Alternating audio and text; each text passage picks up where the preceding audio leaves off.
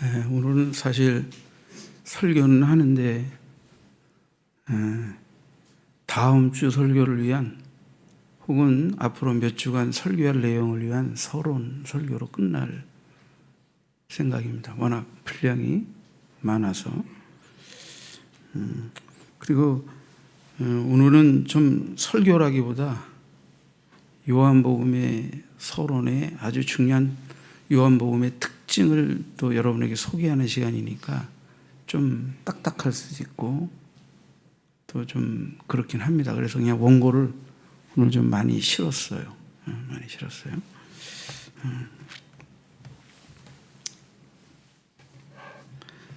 오늘은 이제 요한복음 책의 어떤 이 기록의 특징에 관한 어떤 서론 부분, 그리고 그것을 근거로 해서 앞으로 몇 주 제가 설교를 이제 적용적인 측면에서 할 텐데 그런 부분의 서론이라 이렇게 이해해 주시면 좋겠습니다.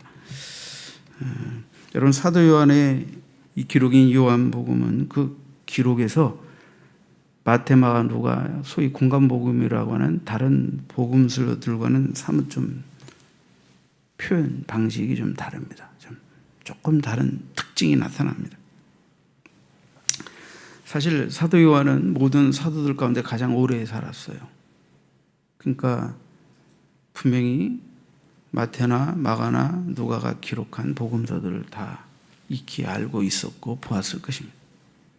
그리고 그는 주와 함께한 제자고 부활 후에도 밤목섬에서 주의 특별한 계시를 받은 사도이고, 그래서 그는 다른 제자들이 어떤 표적이나 기사나 예수님이 행하신 일들을 기록할 때 좀 더 간단하게 단편적으로, 그리고 이렇게 서술을 했다 이렇게 볼 수가 있겠지만, 이 사도 요한은 좀 더 예수님이 가르침이나 자기 자신에 대한 계시 선포나 또 여러 가지 이적들을 엮어서 좀 더 신앙적으로 깊은 의미를 설명하고, 그래서 우리가 믿는 분이 누구고 그분을 향하여 우리의 고백이 어떠해야 하는지를 끌어내려고 했다.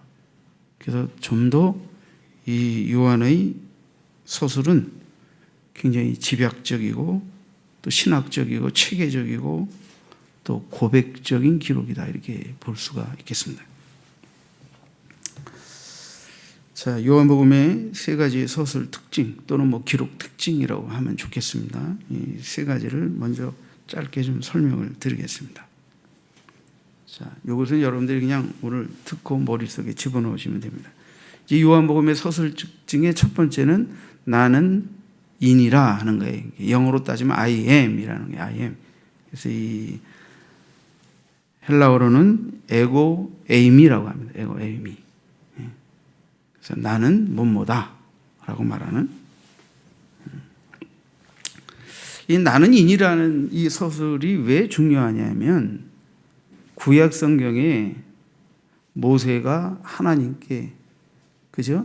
내가 그 백성에게 보냄을 받을 때 나를 보내신 분이 누구라고 말할까요? 라고 묻게 됩니다. 그럴 때 하나님께서 나는 스스로 있는 자니라 라고 말씀하셨어요. 이게 이제 구약의 언어로 여기에서 이제 여호와라는 이름이 뿌리가 탄생하게 되는데, 이것이 이제 구약의 언어와 신약으로 넘어와서 신약의 의미가 구약의 이 이제 이 하나님의 존재성을 말하는, 그래서 영어에서는 우리가 흔히 말하면 이제 비동사라고 그러죠. 비동사. 비동사. 이제 좀 문법적으로 그런 거는 좀 딱딱하니까 그렇게 말. 중요한 거는 나는 스스로 계신 자니라, 나는 뭐뭐이니라 라고 말하는 이 어투는 구약 성경에서 딱 한 번 나오는 거예요. 하나님이 자기 자신을 모세에게 밝히셨을 때. 근데 예수님이 이 어법을 그대로 사용하셔서 나는 뭐뭐이니라 라고 하는 이 부분을 요한복음에서 여러 가지로 자기 자신을 밝히시는데, 이것은 단순한 표현이 아니라 그분이 바로 하나님이시고 그분이 바로 하나님이 보내신 자이시고, 그죠? 그분이 바로 인간에게 자기 자신을 하나님의 아들로, 메시아로, 그리스도로 계시하는 아주 선언적이고 권위적이고 분명한 이런 표현 방식이다 하는 거예요. 그러니까 이거는 신이, 절대자인 신이 인간에게 자기 자신을 밝힐 때 쓰는 아주 중요한 어법이다. 그래서 여러분들에게 요한복음에 이게 많이 나타난다. 다른 복음서보다. 자, 대표적으로 이제 요한복음에 나타나는 이 나는 뭐뭐이니라, 이제 헬라어로는 이제 에고 에이미라고 합니다. 에고 에이미. 그래서 첫 번째는 보면 나는 참 포도나무라. 그래서 나는 포도나무. 요한복음 15장 1절에 나는 참 포도나무요. 그랬더니 거기에도 에고 에이미가 쓰였어요. 에고 에이미. 두 번째는 나는 양의 문이다. 그래서 양의 문. 요한복음 10장 7절에. 세 번째는 나는 생명의 떡이다. 요한복음 6장 35절에. 그 다음에 다섯 번째는 세상의 빛이다. 나는 세상의 빛이다. 요한복음 8장 12절 오늘 본문에. 여섯 번째 보면 나는 부활이요 생명이라 했어요. 나는 부활이요 생명이요. 요한복음 11장 25절입니다. 그 다음에 나는 선한 목자다. 요한복음 10장 11절에 나와 있습니다. 이렇게 일곱 번씩이나 예수님은 나는, 그죠? 나는 뭐라 했어요? 나는 포도나무고, 나는 길이요 진리요 생명이고, 나는 양의 문이고, 나는 생명의 떡이고, 나는 세상의 빛이고, 나는 부활이요 생명이고, 나는 선한 목자다. 라고 분명히 예수님께서 자기 자신의 정체성을 스스로 듣는 자에게 증거해 보이신 거예요. 증거해 보이신 거예요. 자, 두 번째는 표적에 관한 기록입니다. 물론 마태마가 누가도 다 표적에 관해서 기록했어요. 근데 요한은 표적을 그냥 기록한 것이 아니고 예수님이 나는 누구다라고 밝힌 것을, 그죠? 밝힌 것을 표적을 통해 입증하시고 나타내도록 하기 위한 의도 속에서 표적들 가운데서 예수님이 나는 누구다라고, 나는 누구이니라라고 표현한 에고 에이미를 뒷받침하는 표적들을 발췌해서 수록했다는데 독특함이 있습니다. 그러니까 많은 표적을 다 기록한 것이 아니라 예수님이 나는 뭐뭐이니라 라고 자기 자신을 듣는 이들에게 계시하여 말씀하고 증거하시는 내용을 뒷받침하는 표적들을 발췌해서 수록하면서, 그죠? 그분이 이런 표적으로 보아 그렇게 말씀하신 그분이 맞다라는 것을 뭐랄까 증명하고 증거하기 위한 의도 속에서 기록하고 있다는 거예요. 흔히 이제 이 표적은 헬라어로 이제 세메이온이라고 합니다. 세메이온. 표적, 표시, 표징 이런 뜻인데요. 자, 우리가 요한이 이 표적이라고 말할 때 이 표적은 예수님이 단순히 이적을 행해가지고 특정한 사람들을 깜짝 놀라게 하고 심지어 병을 고치고 이렇게 도와주려고 하는 이런 단순한 위대한 행위의 의미 이상이라 하는 거예요. 물론 예수님은 가난한 자, 병든 자를 불쌍히 여겨서 많은 치료를 해 주셨지만 요한이 적어도 그런 많은 표적들 가운데 이렇게 발췌해서 표적을 실었을 때는 단순한 표적 자체보다 주님이 누구신가를 밝힌 것에 대해서 그 표적을 통하여 주님이 그분이 맞다라고 하는 것을 싫고, 그래서 그런 표적을 경험한 자들에게 그분에 대한 어떤 태도를, 마땅한 태도를 끌어내려는 의도 속에서 기록되고 있다 하는 걸 우리가 알 수가 있는 것입니다. 자, 이 요한복음에는 7가지 중요한 표적이 기록되어 있습니다.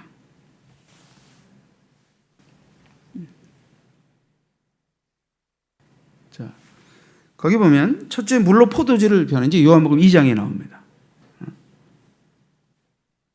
두 번째 왕이 신하를 아들을 고치신 표적. 세 번째, 38년 된 병자를 고치신 표적. 네 번째는 남자 장정만 5천 명을 먹이신 표적. 다섯 번째, 무리를 거르심. 여섯 번째, 소경의 눈을 뜨게 하심. 일곱 번째, 나사로를 살리심. 근데 학자들마다 좀 견해가 달리는데, 다섯 번째, 무리를 거르신 표적을 빼고 일곱 번째, 대신해서 153마리의 물고기를 잡게 하신 요한복음 21장의 표적을 언급하기도 합니다.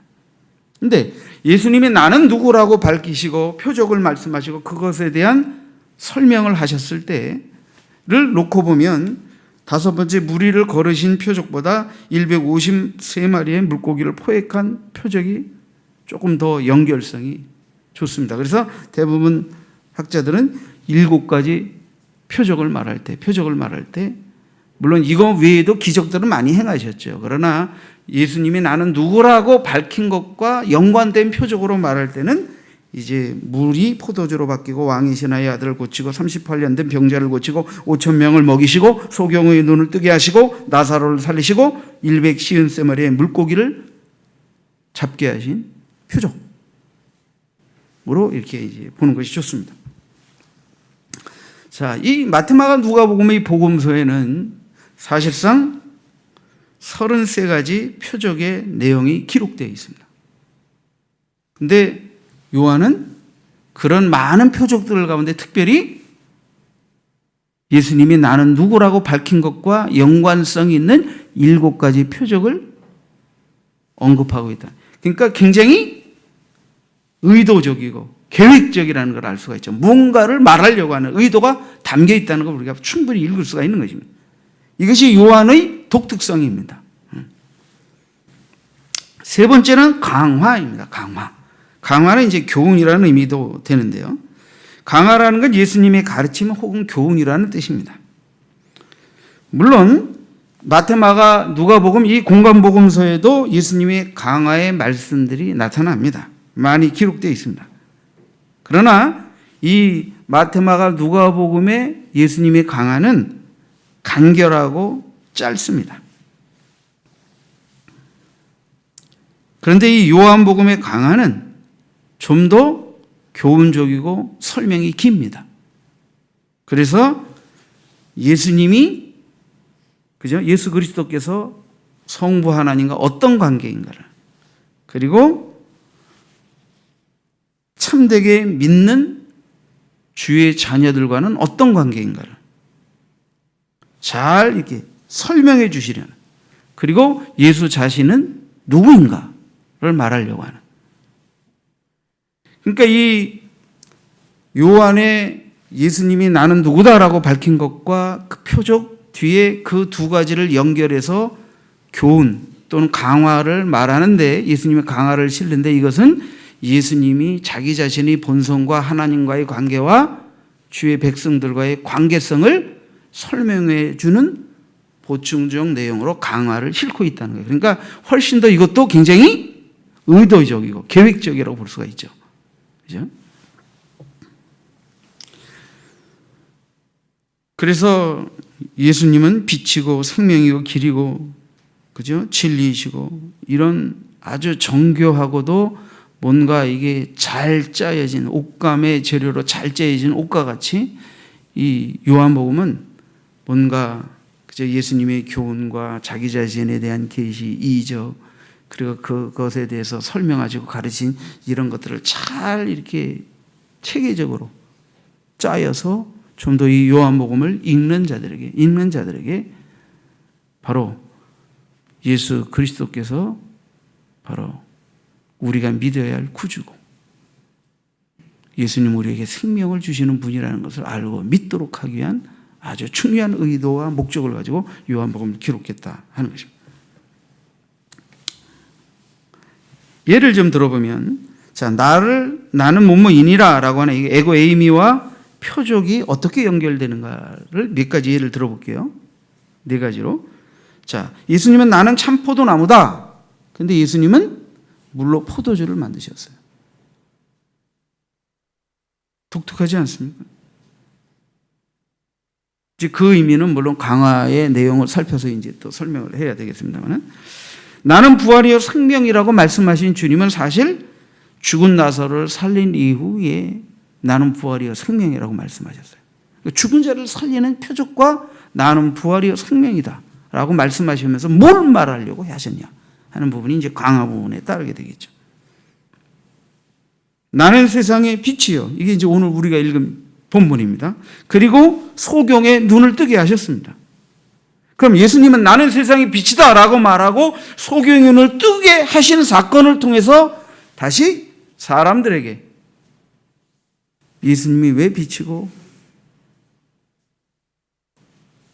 예수님을 빛으로 믿는 우리들이 어떻게 할 때 빛으로 나오는 것이고 어떻게 할 때 어둠을 못 떠나고 어둠에 갇히게 되는 것이지에 대한 설명들을 또 우리가 들을 수가 있습니다.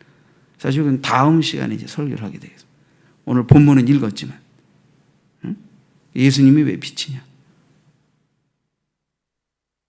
빛이라면 그 빛에 대한 올바른 반응은 뭐고 잘못된 반응은 뭐냐? 그럼 잘못된 반응에서 빛의 그릇된 반응은 어둠을 물리치지 못하는 거죠. 그러니까 믿지 않는 것도 어둠이고 믿는 자가 빛으로 계속 빛을 따르지 못하고 우리 안에 있는 무지, 무식, 고집, 교만, 아집, 어리석음으로 어둠에 갇히는 것도 이것도 어둠에 속하는 것과 똑같습니다. 그러니까 이런 부분들을 다음 주에 이제 말씀드리도록 하겠습니다. 또 예수님은 나는 생명의 떡이라 말씀하셨어요. 생명의 떡이라고 하신 예수님은 사실 500여의 기적을 행하시고 난 다음에 그 이튿날 나는 생명의 떡이다. 그러면서 육신의 떡과 하늘에서 내렸던 만나와 하늘에서 우리의 영혼의 양식으로 오신 예수 이런 것들을 그죠? 연상시켜서 설명을 하시면서 떡, 영원한 떡, 생명의 떡이 뭐냐 하는 것을 말씀하십니다. 그걸 가르치고 나면 당연히 그 생명의 떡이신 예수님에 대해서 우리의 올바른 믿음의 반응이 나오길 원하시겠죠. 그죠?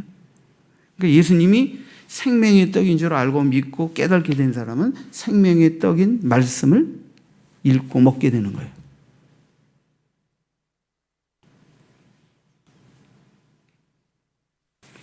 길거리 가면서 맛있는 음식 지나다니면서 이렇게 보고 오늘 스파게티 맛있게 생겼다.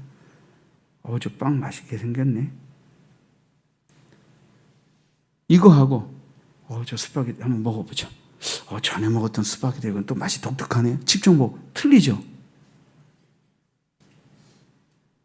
그것도 모자라서 이 스파게티 맛있으니까 나도 집에 가서 우리 김대영 집사님처럼 좀 만들어보자.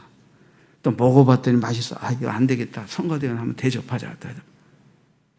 한 단계 더 나가는 거죠. 성경을 그냥 읽는 것과 아예 안 읽는 것과 읽는데 읽고 머리로는 아는데 전혀 마음의 고백으로 그 말씀을 따르고 변화되지 않고 행하지 않는 것과 행하면서 남에게도 본을 보이고 향기가 되고 또 남에게도 가르칠 수 있고 영향력을 끼칠 수 있고 이건 다른 것입니다. 다른 것입니다. 그러니까 생명의 떡이다. 예수님이 생명의 떡이다 라고 가르침 받는다고 대단한 게 아니고 그 떡에 대한 내 반응이 중요한 겁니다. 그 떡이면 그럼 어떡할 거야? 우리에게도 이제 좋은 일이 있으면 매주 떡을 해요. 오늘도 떡을 드실 텐데. 이게 떡에 대해서 또 이게 의논이 분분해요. 응? 어떤 분은 꿀떡을 좋아해. 나는 시루떡을 좋아해. 근데 어떤 분은 난 시루떡 싫어요. 이런 분이 또 있어. 어떤 분은 또 무슨 떡을 좋아하냐면 백설기를 좋아하고 어떤 분은 또 이게 절편을 또 좋아해. 시영 집사님 절편 좋아하는 모양이네. 절편 나오고. 그래서 가지가지야. 떡도 좋아하는 거. 그러니까 분명히 누군가가 떡을 하면 100이면 100사람이 다 맛있지가 않아요. 좋아하는 사람은 맛있는데 그런 떡 싫어하는 사람은 또 그렇고. 지난주에 꿀떡을 또 우리 차 집사님은 얼마나 좋아하는지 꿀떡을 아마 난 들었는데 밥에다가 꿀떡까지 넣어서 비벼 먹었는지 그걸 너무 많이 먹어가지고 소화가 안 돼가지고 이렇게 그랬다는데 떡을 좋아하니까 떡은 아무리 좋아도 나이 드신 분들이 떡을 밥 먹듯이 막 먹으면요 먹을 땐 맛있는데 뒤에 소화가 안 돼서 반드시 부담이 생기게 돼 있어요. 차이사님은 나이가 들었다는 얘기지. 들었다는 얘기. 옛날 같지 않다는 얘기지. 떡을 먹고 싶은 대로 주워 먹었는데 소화가 안 됐으니까 이게 이제 부담이 생긴 거 아니에요. 그럼 뭐 어떡하냐고. 그럼 떡을 할 때 어디다 장자를 맞추고 떡을 해야 되겠냐 이거요. 응? 어디다. 그래서 어떨 때는 목사님 이 떡을 좋아하시니까 해. 근데 그것만 계속하면 그럼 뭐 목사님 잡수시라고만 떡하는 것도 아닌데 어떤 분은 또 그 떡을 싫어하니까 또 계속 할 수 없이 떡은 계속 바뀌어지는 거예요, 메뉴가. 만약에 목사님만 좋아하는 떡을 한다. 그리고 그 떡을 온 성도도 다 좋아한다. 그러면 날마다 시루떡 할 거예요. 매주마다. 근데 우리 교회 시루떡 매주 안 합니다. 근데 전엔 자주 했는데 요새는 너무 자주 안 하는 것 같아. 그래서 내가 이 본향교회에서 시세가 별로 없구나. 우리 교회는 역시 참 훌륭한 교회야. 목사님보다는 온 성도들이 더 좋아하는 입맛에 맞추는. 그렇죠. 저도 여러분의 입맛을 돕고 위해서 말씀도 전하는 거니까 내 입맛이 중요한 게 아니지. 자, 예수님이 영혼의 떡이다라고 말할 때 이 떡을 좀 비유로 설명을 드린 거예요. 그럼 예수님이 영생의 떡이라면 그 예수가 나에게 생명을, 영원한 생명의 떡인 것을 얼마나 경험하고 믿고 그 떡을 사모하고 그 떡을 먹고 매일 그 떡을 먹지 않으면 내 영적 생명력이, 그죠? 건강할 수 없다는 걸 얼마나 느끼고 있느냐 하는 거예요. 느끼고 있느냐. 굉장히 중요한 거죠, 이것이. 그게 실제 생활 속에서 있어야 되는 거예요. 그래서 1년에 한 번씩 성경 읽으라는 거예요. 그래서 우리 교회 성경 일독하면 해외여행 보내준다 그랬더니 읽는 분들이 있더라고. 근데 그 이제 청소년들한테 원래 얘기했더니 청소년기를 지나서 청년이 돼서도 이제 그게 적용이 되는지 안 되는지 몰라서 그래서 내가 된다 안 된다는 말하기 싫어. 일단 읽어봐. 그럼 교회에서 되든 그 부모한테 내가 뜯어서든 하여튼 역사를 벌여줄 테니까. 응? 이렇게까지 하는 이유는 성경을 읽게 하기 위해서지. 성경을 읽게 하기 위해서지. 응? 지금은 성경 일독했다고 상도 받지만 나중에는 성경을 읽고 또 읽고 은혜 받고 축복받아서 성경 일독으로 복받아서 해외여행한 것보다 더한 복을 받아서 수많은 사람들을 성경 읽게 하고 성경 사주고 해외여행 보내는 사람으로 축복받게 될 줄 믿습니다. 아멘. 아멘 크게 하셔야 돼. 그래 그런 주인공이 되는 거지. 고작 성경 일독에서 보내주는 해외여행 가고 땡칠 거예요? 아니지. 이 가치와 의미가 너무 내 속에 깊게 다가와서 성경을 읽게 하고 말이야. 읽은 사람에게 교회에서 일일이 다 상을 어떻게 내려. 여러분이 전부 다 여러분의 자녀들이 다 성경 일독에서 해외여행 보내달라면 무슨 수로 보낼 거야. 그럼 누군가 그 일을 이루기 위해서 누군가가 헌금을 내야 될 거 아니에요. 안 되면 목사님 이제 사람이 다 털어서 바쳐야 되겠지. 어떻게든 하긴 해. 다 이거 하나님이 하실 줄 믿고 하는 거예요, 나도. 그러나 부탁은 읽으시라는 거예요. 읽는데 이게 떡이잖아. 생명의 떡이잖아. 그러니까 맛있게 먹어야 돼. 쩝쩝거리면서 맛있게 먹어. 밥은 맛있을 때도 먹지만 밥맛 없을 때도 먹어야 돼. 눈에 보기 좋은 것만 먹는 게 아니고 때로는 몸이 아파서 입맛이 상했을 때도 건강을 유지하기 위해서 먹어야 되고. 그래서 바울도 제발 좀 죽이나 먹지 말고 좀 단단한 음식도 먹어라. 단단한 음식도 먹어라. 여러분들이 믿음이 아무리 많이 자란 것 같다고 느껴도 그건 여러분이 스스로를 놓고 생각하는 게 아니에요. 주의 종이 여러분에게 말씀을 많이 전할 때 여러분들이 그 말씀을 충분히 먹고 소화하고 그것으로 영역을 얻고 행하는 모습을 보면서 지금 죽만 먹고 자빠졌다 그러면 또 기분 나쁠 테니까 어린 사람들 빼고 10년, 20년, 30년 먹어 예수 믿는데도 죽만 받아 잡숫고 뭉기고 계신 분들은 주의 종이 참 기분 좋게 죽을 먹이고 싶겠어요? 안 먹이고 싶겠어요? 입장 바꿔놓고 생각해 보자고. 그러니까 여러분들이 단단한 음식, 소화가 잘 되는 음식도 소화해내는 음식을 먹고 있느냐. 이걸 여러분들에게 말씀을 뿌리고 가르치고 선포하면서 주의 중에 여러분의 삶을 바라보면서 그것을 느끼는 거예요. 그게 안 되면 아직 여러분은 어린애인 거예요. 절대 우리 교회에서는 오래 믿었다, 몇십 년 믿었다, 이거 신앙의 계급장 아닙니다, 이런 거. 그럼 껍데기는 다 갖다 번지세요. 직분 이것도 아무것도 아닙니다, 따지면. 더 중요한 건 뭐예요?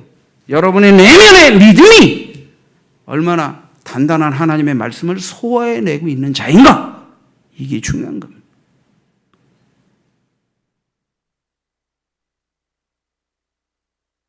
소리 지르면 안 되는데 애들 놀랄까 봐.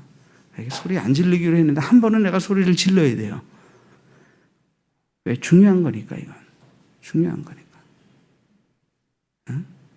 성경 읽는다고 다 똑같이 읽는 게 아닙니다. 한 번 읽을 때, 두 번 읽을 때, 10번 읽을 때, 20번 읽을 때, 1년 믿을 때 읽을 때, 10년 믿을 때 읽을 때, 형통할 때 읽을 때, 고난 속에서 읽을 때, 정말 확 죽고 싶은 충동 속에서도 이기려고 성경 읽을 때 부딪혀는 말씀과 그 말씀의 이 영역이 다 의미가 다른 것입니다. 이런 수많은 것들을 거치면서 죽이 아닌 단단한 음식을 소화해내는 은혜에 이르러야 믿음이 자라는 것입니다. 받아먹는 게 없는데 무슨 믿음이 자랍니까? 받아먹고 먹은 대로 힘을 얻고 또 수많은 시험을 거쳐서 이기고 이기는 믿음으로 살아가는 능력이 없는데 어떻게 그게 믿음이 됩니까? 따라서 합시다. 경건의 모양보다 경건의 능력을 가진 성도가 되자. 경건의 모양이 있어가지고 외식하는 자로 두들겨 맞은 서기관과 바리새인 예수님이 가장 혹독하게 비난하고 야단친 무리들이 있어요. 신자들 가운데 가장 골 때리는 신자가 뭔지 아십니까?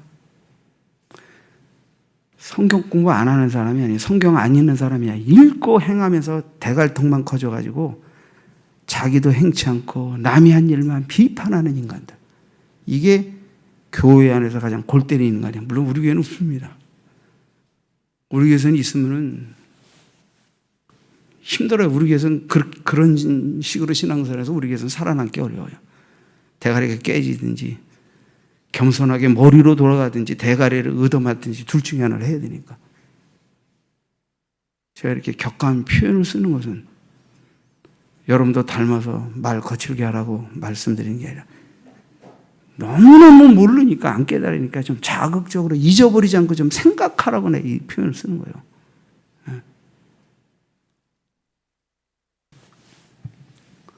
시간이 많아. 자, 어쨌든 보세요. 이렇게 나는 인이라 라는 에고의 의미와 그 다음에 표적, 이 두 가지를 이해시키고 연결하기 위해서 예수님이 강화가 있다는 거예요. 교훈이 있으시다는 거예요. 이걸 요한이 이렇게 이런 독특한 서술 특징을 가지고 요한복음을 기록하고 있다는 거예요. 그 중에서 요한복음에 이러한 특징이 가장 극명하게 나타나는 7가지 나는 인이라와 7가지 표적과 그것에 따르는 요한복음의 전체 또는 가까이의 앞뒤 전후에 펼쳐지는 이 강화들을 연결해서 여러분들에게 몇 편 설교 샘플을 보여드리면서 주님이 나는 누구라고 말씀하시고 그것을 믿게 하시려고 표적을 행하시고 그것을 통해서 어떤 교훈을 말씀하시는지를 여러분들이 설교를 몇 번 해드림으로 인해서 요한복음을 좀 더 이게 요한복음이 이렇구나. 그럼 또 요한복음이 보이죠. 그런 도움을 드리려고 하는 것입니다. 자, 예수님은 오늘 본문 다 들어가지도 못하지만 자신이 세상의 빛이라고 가르치시고 날 때부터 소경인 자를 고치시고 그리고 나서 이제 무언가를 말씀하셨죠. 무언가를 말씀하셨단 말이에요. 다음 주에 나눌 얘기예요. 예수님은 오병이어의 표적을 먼저 행하셨어요. 이번에는. 그리고 나서 나는 생명의 떡이라고 말씀하셨어요. 그리고 교훈을 말씀하십니다. 그러니까 어떨 때는 표적을 말하고 나는 누구라고 말씀하시고, 어떨 때는 나는 누구라고 말씀하시고 표적을 말씀하시고, 이 순서가 앞뒤가 바뀔 때도 있어요. 그리고 또 강화가 나오고 이렇게 되는 겁니다. 자, 2번은 제목만 좀 펴주시죠. 큰 2번. 자, 세 가지 서술 특징이 그저 보이지 않는 세 가지 질문의 답변이라는 걸 제가 이제 이 설교를 준비하면서 깨닫게 됐어요. 이것은 무슨 어떤 학자의 주장이 아니고, 앞에 부분은 이제 많은 학자들이 다 연구해서 밝혀낸 것이지만, 그것을 바탕으로 제가 묵상한 것 중에서 두 번째 것을 여러분에게 설명을 짧게 드립니다. 나는 뭐뭐이니라 라고 하는 것은 굉장히 신학적입니다. 신 띄고 학적이라고 그러세요. 붙이고 신학은 교리나 신앙생활을 연구하는 학문이지만, 신학이라고 제가 구별한 이유는 그냥 주님께서 친히 자기 자신을 밝힌, 말 그대로 신에 관한 것을 말씀하신 것에 국한하기 위해서 제가 신학 이렇게 표현했습니다. 구별하기 위해서 일부러.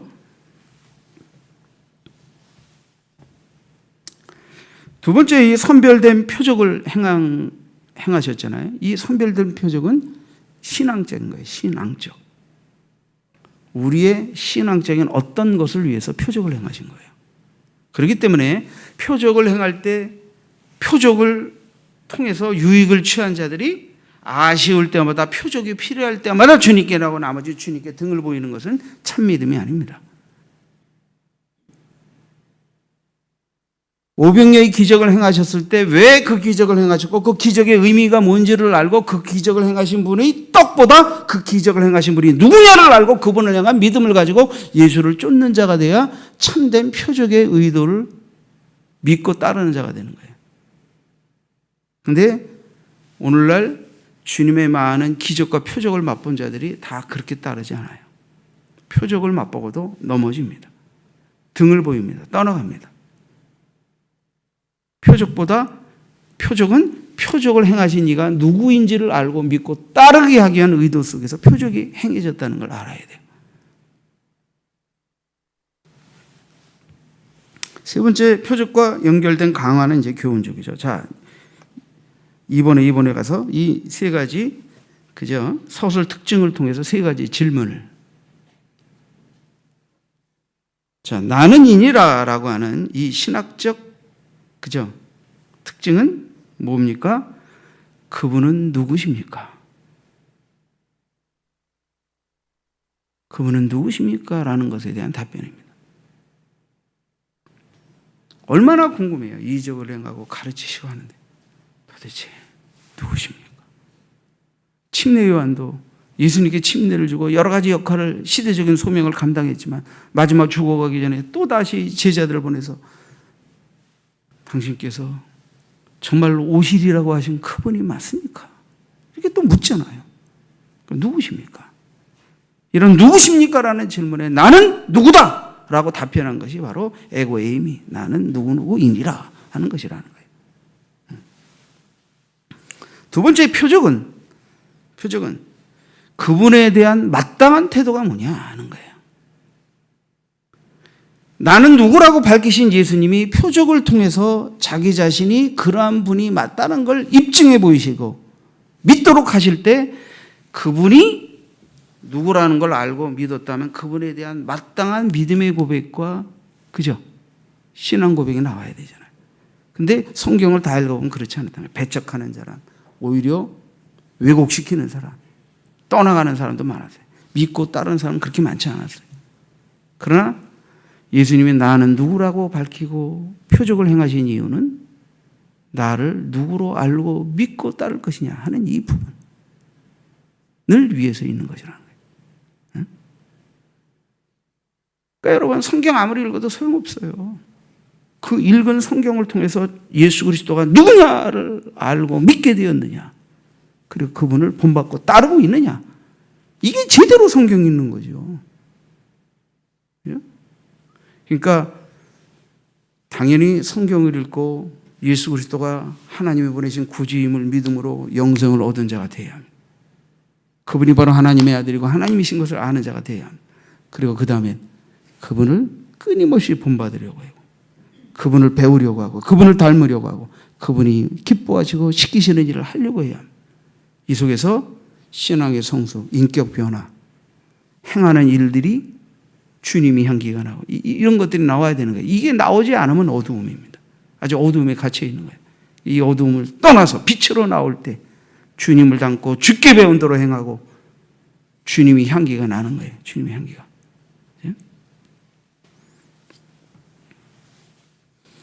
자, 이제 우리는 이 표적과 예수님의 나는 누구라고 말하는 에고 에이미가 결합되어서 강화를 통하여 이 둘을 융합해서 예수님이 설명하시는 이런 예들을 앞으로 이제 7가지를 나누게 될 텐데요. 다 나눌지 몇 가지만 나눌지는 좀 생각해 보면서 이제 설교하겠습니다. 아까도 말씀드렸지만 5천 명을 먹이시고 주님은 생명의 떡이라고 말씀하시면서 생명의 떡에 대한 강화를 통해서 뭔가를 말씀하셨죠.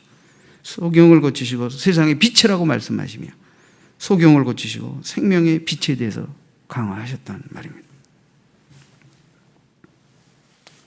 사도 요한은 요한복음 20장 30, 31절에 요한복음을 기록한 요한복음을 기록한 목적일 뿐 아니라 이렇게 수많은 표적을 예수님이 행하셨지만 몇 가지를 발췌해서 이 표적을 기록한 목적과 의도를 요한이 밝히고 있습니다. 이것이 오늘 이 3가지의 결론 부분과 일맥상통하다 이렇게 볼 수가 있겠습니다.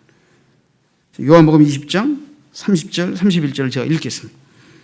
예수께서 제자들 앞에서 이 책에 기록되지 아니한 다른 표적도 행하셨으나 이 표적, 다른 표적. 이게 이제 원문상으로는 이제 세이야해서 복수형입니다. 그러니까 표적들이죠. 사실은 정확한 번역은 다른 표적들도 많이 행하셨으나 오직 이것을 기록하면 그러니까 다른 표적들도 많이 기록했지만 이렇게 몇 가지만 발췌해서 기록한 이유는 예수께서 하나님의 아들 그리스도이심을 믿게 하려 하며 또 너희로 믿고 그 이름을 힘입어 생명을 얻게 하려 함이니라.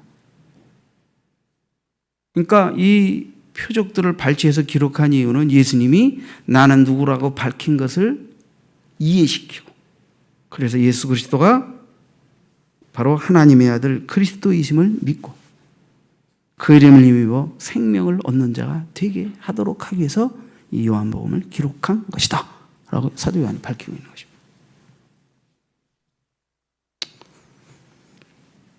오늘 본문을 가지고 다음 주에 다시 설교하겠습니다. 오늘은 여기까지 하겠습니다. 기도하겠습니다.